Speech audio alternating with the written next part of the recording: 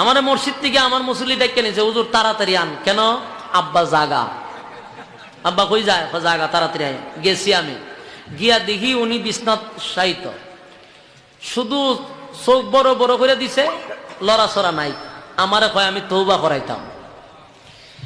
তা আমি কইলাম আপনি তো তওবা করাইতে আমার আনছেন, আমি যদি দেখতে যে আজরাইল বইয়ে চা খাইতেছে। কইটা কিতা কইলেন? আমি হ ওই ফাঁসের সুবা তুই বইয়ে চা খাইতেছে। এই সময় আমার তওবা করাই কিতা করতেন? হুজুর এরপরে তওবাটা করাইলাম, আব্বাই যে গুনাহ খাতা করছে আর যেন না করে কইয়া দেন। আমারে কই তওবা করাইতাম। ঠিক আছে দেন, কিতাটা করাইতাম। কই যে রুমাল আছে একটা, লাগাই দিছে। আমি কিতা কইতাম, আপনারা যে ভাবে তওবা করায়, মানে আমি কিতা করো মসজিদের ইমামতি, তাও আবার ছাত্র জামানায়, বেশি বর্ডার বর্ডার করলে ইমামতি থাকতো না। আরেক বিপদ, ছাত্র জামানায় এখন পড়া ইমামতি হইরে হইরে পড়ালেখা করি, এখন যদি চাকরি ছুটে যাইতে যাম কো, আমিও আছি বিপদ। আমি বললাম দেন আমি তওবা করাই দিই। তো কিতা করাইতাম? কই তখন কইতে যে আর জীবনে কোনোদিন কোন নামাজ ছাড়তেন। তা আমি যে কই, আমার কিন্তু মুস্কি মুস্কি হাসি উঠতেছে, আর মুস্কি মুস্কিতে হাসি মুসল্লিরা দেখতে কিন্তু আমার প্রতি খেপতাছে। কথা বুঝতেছে? আমি বলতেছি আর জীবনে কোনোদিন কোন নামাজ ছাড়তেন না। হ্যাঁ বেটা কে আমার সাথে কাউন্টার দিতে পারতেছে? হ্যাঁ বেটার শরীরে তো আজরাইলে বর করবে একটু পরে, আজরাইলে চা খায়, আর আমারে কয় তওবা করাইতাম। তা আমি কি কইতেছি, কোন আর জীবনে প্রচলিত যে তওবা করায়, মানে এর তো সিস্টেম আমার করতে হইব। কোন আর জীবনে নামাজ ছাড়তেন না। হ্যাঁ বেটা হাও কয় না, নাও কয় না। আর জীবনে বেগানা নারীর দিকে তাকাইতেন না। হ্যাঁ হাও নাই, নাও নাই। পরের জায়গা কোনোদিন আর দখল করতেন না। এই অনেকগুলা কথা কইলাম। তা আমার আবার মুসকি মুসকি হাসি উঠতেছে। কোন রকম তওবাটা করাই আমি রুমালদা মুখ গিরে মসজিদ আইছি। আমার বড় দিয়ে কতক্ষণ পরে আমার সভাপতি ডাকদা নিছে, নিয়ে হুজুর ওনার সাথে একটু কথা চাইেন। আমার ভিতরে একটা বাড়ি মারছে যে বিচার গেছে গা। ওই এরা বিচার দিছে সভাপতি দ্বারা যে ইমাম সাহেব রাহন যেত না, এটা ফাতলা, বয়স কম, ইমাম সাহেবকে বাড়ি ইমাম দরকার, বয়স একবারে কম। এবার ফাতলাম তি করে তো বিচার দিচ্ছে সভাপতি ডাকতে নে, হুজুর ঘটনা কিতা? বলে কিতা ঘটনা?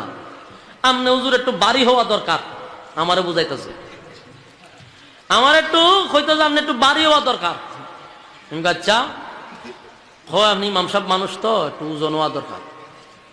আমি বাড়ি হওয়ার দরকার না, বুঝার অনেক ভুল আছে আপনাদের, আপনারা সচেতন হওয়া দরকার।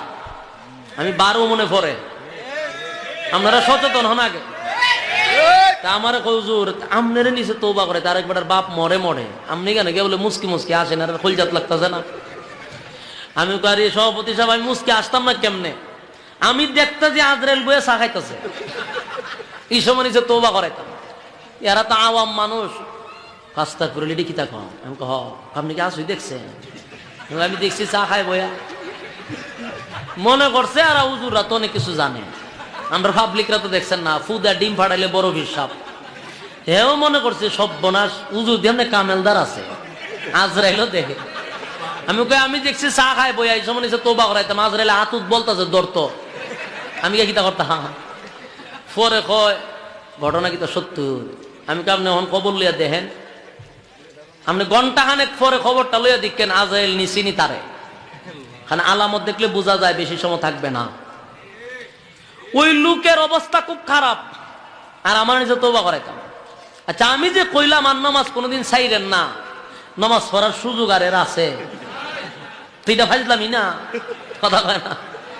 আমি যে বললাম আজরাইল বসা কেন, আজরাইল রেডি তারা ধরত।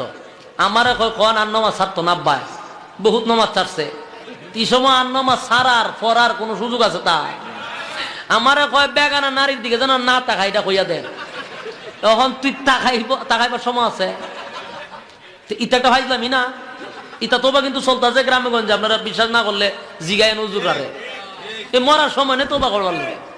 এরপরে পরের জায়গা দখল করতো না, আর জীবন দখল করে বাড়ি ঘুরে লাইছে, ওহন নিচে দখল করতো না, ওহন করার সময় আসেনি। বিকাল না যাইতে যাইতে বেচারা শেষ, মরি গেল গা।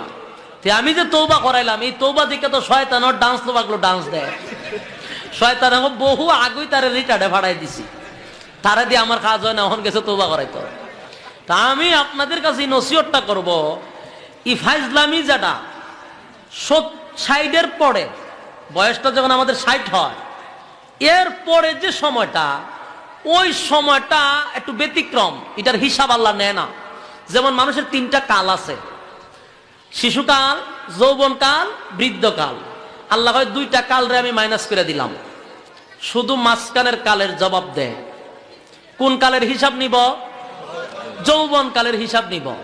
আপনি যৌবন কালে আহাম কুহামের পিএইচডি করলেন, আর বৃদ্ধকালে গিয়া লম্বা একটা টুপি লাগাইলেন, লম্বা জুব্বা লাগাইলেন, তসবি একটা হাত লইয়া কয়েকদিন নামাজে গিয়ে সভাপতি হইলেন।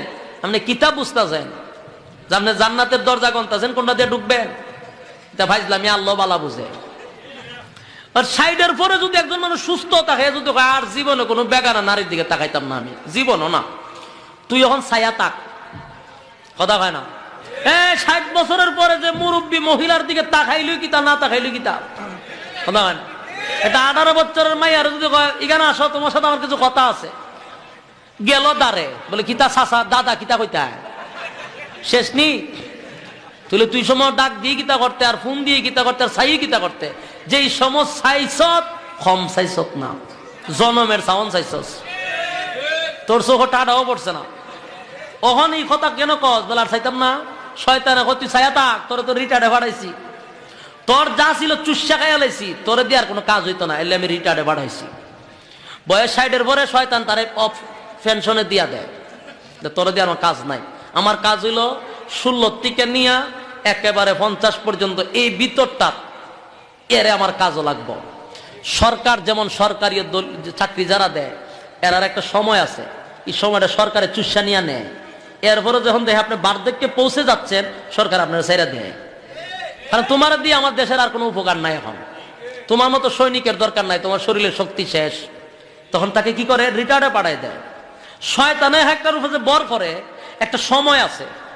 এখানে 25 বছরের যুবকটির উপরে যে কতটা বর করে, 80 বছর 60 বছর বৃদ্ধর উপরে একটা শয়তানও নাই, সব রিটায়ার্ডে আছে। এই সময় যদি আপনি তওবা করেন, এটা গ্রহণযোগ্য না। যৌবনকালে যদি গভীর রজনীতে নজুলে রহমতের সময় কেউ দাঁড়ায় যায়, ঠান্ডা পানির মধ্যে হাত দেওয়া যায় না গো। এই ঠান্ডা পানি দিয়া যদি বান্দা উযু করিয়া আল্লাহর কুদরতি পায়ের সামনে দাঁড়াইয়া সেজদায় পড়ে চোখের পানি গুলো ছেড়ে দেয় রে, আল্লাহ কয় আমার রহমতের মধ্যে জোশ উঠে যায়। বান্দা দোয়া করতে দেরি, আমি আল্লাহ কবুল করতে দেরি না। একবার ডাক দিলে আমি মালিক 70 বার জবাব দেই। যুবক ভাই, যেই সময় আমার আল্লাহ আমার শরীরে শক্তি দিছে, গুনাহ করার ক্ষমতা দিছে, তখন গুনাহ থেকে যদি বিরত থাকি, এটা কোন যুক্তি? আল্লাহ কয় তখন ডাক দিবি 70 বার জবাব দিতে আমি প্রস্তুত। জোরে কোন সুবহান।